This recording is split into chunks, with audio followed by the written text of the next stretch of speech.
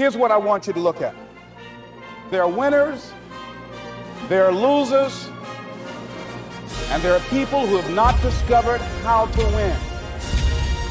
And all they need is some coaching. All they need is some help and assistance, just a little support. All they need is some insight or different strategy or plan of action to make some adjustments that will open up the key to a whole new future for them, that will give them access to the unlimited power that they have within themselves. That's all that they need. So what I want you to do is think about something you want for you, that's real for you, that's important for you, that will give your life some special meaning and power. And I don't even want you to say, I can do that. I don't want you to assume that. See, 5 years ago, when I started out in this area, I would not have been able to make the mental leap that I would be up to where I am right now. I don't want you to begin to just psych yourself out. No. I want you to be able to say something to yourself that will enable you to maintain a level of integrity with yourself. That when you say this, even when you face tremendous setback, it will be a benchmark to keep you in the game, to keep you moving forward and experimenting and readjusting your strategy and your plan of action, continuously looking for ways to win. So what is that something? When you got an idea, you want to move on. You might not have the money, you might not have the education, you might not have the support or the resources you need. What is that something that can keep us going, that will enable us to act on our dream? What's one of those keys that will begin to help us to discover the secrets to our dream? Here's what I want you to repeat after me, please, with power and conviction. Say, it's possible. That's all I want you to do when you look at your dream. Just say to yourself every day, it's possible. Just say that every day to yourself, it's possible. Because what does that do? See, it begins to change your belief system. See, the way in which we operate, ladies and gentlemen, it's a manifestation of what we believe, what's possible for us. Whatever you've done up to this point, all that it really is a duplication, it's a reproduction of what you believe subconsciously that you deserve and what's possible for your life. Most people operate out of their personal history, out of their memory, things they've done, things they've experienced, things they've seen, things that they have observed. What I'm suggesting that you operate out of a larger vision of yourself. I want you to see yourself doing what you want to do, experiencing what you want to experience, having what you want to have, doing what it is that gives your life some meaning and value. Operate out of your imagination, not your memory. Because whenever you look at where you want to go, I'm wanting to warn you, you will have some conversation back here after you go through the data that you've experienced in life saying you can't do it. And so what you want to begin to do is ignore that inner conversation. Well, most people, ladies and gentlemen, when something happens to them, what they do is they begin to believe that that's the way it is. That's the way it's always been, and they can't see the possibility of it being any different. Example, before April 1954, the common belief, the universal belief, because it had been tried again and again and again, and people had failed, the belief was that man was not physically capable of breaking the 4-minute barrier, that he could not run a mile in less than 4 minutes. That was the belief on the planet. It had never been done. But here's what happened, ladies and gentlemen. Roger Bannister came along, and he broke the 4-minute barrier. Now here's what's significant about that. Since that time, up to this day, Over 20,000 people have done it, including high school kids. What changed?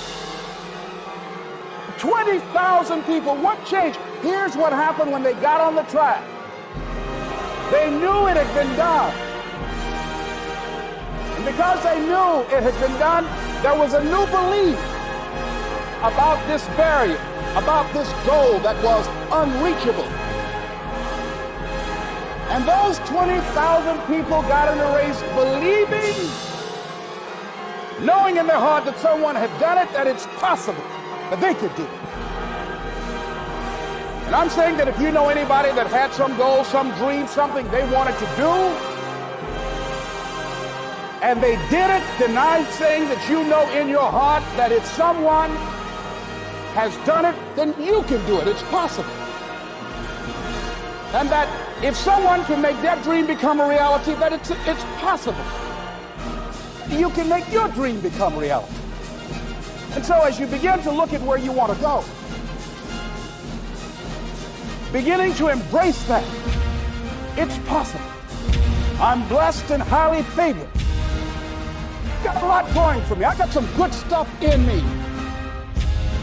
And it's possible that I can bring my greatness out here in the universe.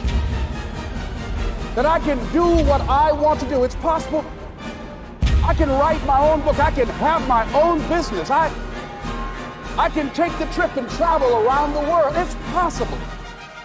I can bounce back from adversity and reinvent my life. It's possible. Regardless of where I am, that things can get better for me. It's possible. I'm thinking about two men right here in Chicago who were fairly successful, similar background, educated. They worked for a corporation for many years, and they were among many people that were laid off. Two guys who were very good friends. One went out looking for a job for several weeks, along with the other one, and they faced disappointment and rejection again and again and again. They couldn't find any work, which is the story of many people across this country.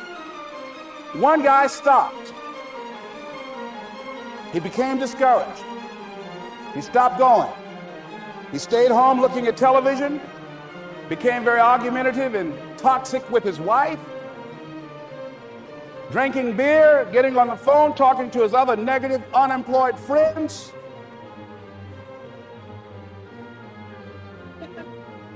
And he just gave up. The other guy kept looking for a job everywhere he could go, every time he could get an opportunity. Kept asking people, networking, checking the newspapers every day. Kept going everywhere he could, trying to find a job. You have too much education, you're overqualified, you won't be here long enough. He kept going, he kept going. He went to a place and said, look here, I tell you what, if you can't hire me, and I know you can use my talents, abilities, and skills, I don't want to sit home and do nothing. Just let me do some volunteer work. You don't have to give me anything, all right? I just want to work. I want to be busy. The guy said, okay, it's on you now, but don't expect me to give you anything. It's okay. This guy came in and worked. He was the first one there. The last one to leave was the best employee there. About 4 weeks later, one of the top managers quit. They were looking for a replacement. Guess who they selected? This other guy. This guy who was volunteering his time. He got the job. What was the difference between the two men? Eyesight and mindsight. Eyesight is judging on what you see. Judging according to appearances. But mindsight is how you interpret what you see. One guy said, it's not possible, it's over, I'm finished. I can't do it. I can't make it. He surrendered. I've faced rejection again and again. I'm not going anymore. There are no jobs out there. But this other guy, he felt that in spite of the no's and rejections, in spite of how bad the economy is, in spite of what the newspapers are saying, that it's possible that somebody somewhere will give me a job. He just kept going, thinking it was possible.